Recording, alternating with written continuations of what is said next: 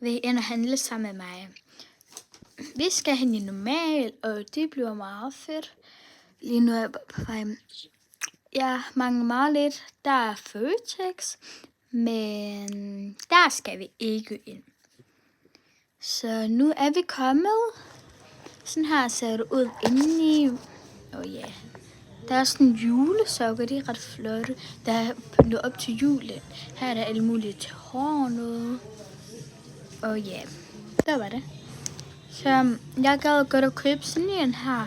Men der er kun sådan en grøn farve. Sådan en gad jeg ikke at have. Jeg gad godt at have sådan en lyserød. Men der er også alt muligt andet. Og det er på meget lille pris. Der er sådan her kuglepen. Kameraet er lige lidt dårligt. Det må jeg undskylde. Jeg prøver lige at få det bedre. Det duer ikke, så det er lige meget.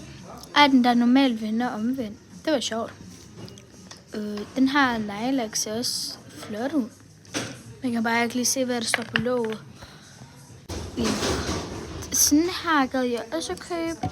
Bare en lidt anden, men den er meget dyr. Og der er også sådan en anden en. Men den gider jeg heller ikke have. Så ja. Jeg så lige Cristiano Ronaldo. Det er bare, det er ikke ham. Jeg har fundet sådan her, som jeg vil gerne vil have.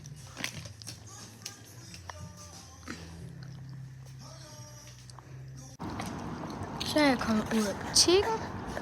Jeg vil gerne vise jer, hvad jeg lige har købt. Jeg har købt den her i stedet for.